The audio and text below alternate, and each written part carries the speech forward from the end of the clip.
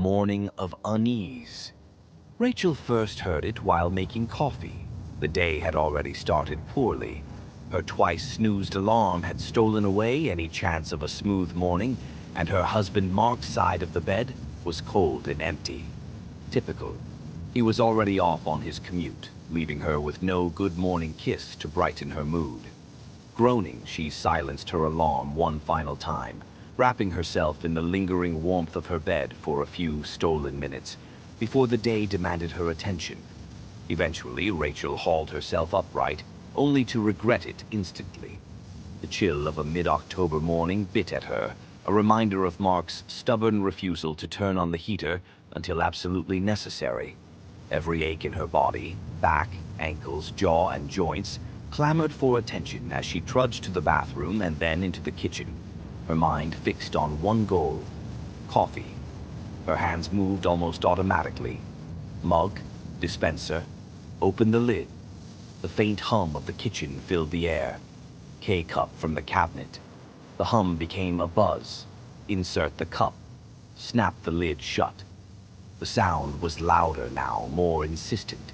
She selected the 8-ounce option on the touch screen and pressed the start button.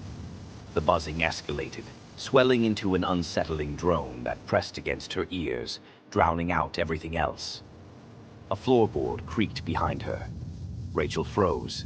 Someone, or something, was watching her. Her pulse raced as she spun around, knocking a jar of sugar to the edge of the counter. But the room was empty. The locked deadbolt on the apartment door stared back at her, silent proof that no one else was there. The only sounds were the soft hiss of the coffee machine and her pounding heartbeat. Rachel exhaled a shaky breath, leaning against the counter. It was nothing, just her imagination, stirred up by the morning's frustrations.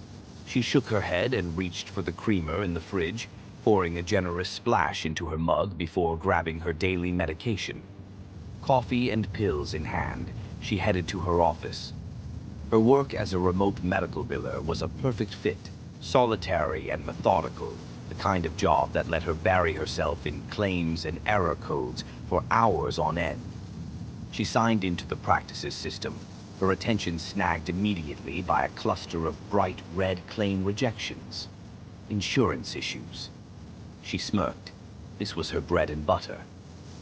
The hours passed in a satisfying blur as Rachel navigated through errors, emailed clinicians, and reviewed patient profiles. The hum of her music helped her focus. Then it began again. The drone. She ignored it at first, attributing it to some trick of her overtired mind. But it grew louder, slipping through her headphones, pressing in from every side.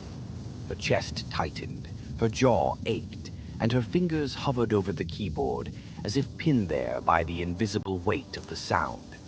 Her computer screen went dark. For a moment, Rachel sat paralyzed, staring at her reflection in the black monitor.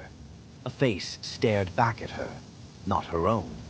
She gasped, jerking back so hard that her chair wobbled dangerously. The screen blinked back on, its familiar blocks of text and tables glaring at her. Rachel forced herself to look to her left, to the office window. The reflection there was her own, nothing more. It wasn't real, she muttered, her voice shaky. She pushed herself back to her desk, shutting the office door behind her. But the memory lingered. The lunch break. When noon arrived, Rachel hesitated. The thought of leaving her office, stepping into the kitchen, past the coffee maker, made her stomach churn. But she dismissed the feeling. It wasn't real. With deliberate slowness, she crossed the apartment, giving the coffee machine a wide berth. She chastised herself for being ridiculous, for letting her imagination run wild.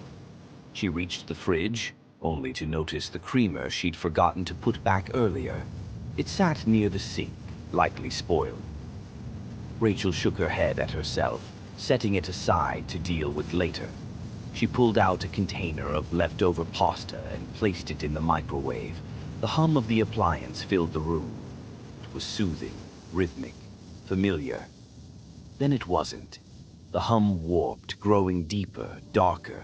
It seemed to echo from somewhere else, her office. Rachel froze, the container spinning slowly inside the microwave. She turned toward the hallway. The drone was there, faint at first, but growing louder, closer. She couldn't breathe. She couldn't move.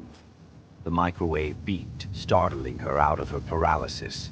She spun on her heel and grabbed the container, hands trembling as she set it on the counter. But she couldn't bring herself to eat. She stood rooted in place, her pulse racing. Something was in the apartment.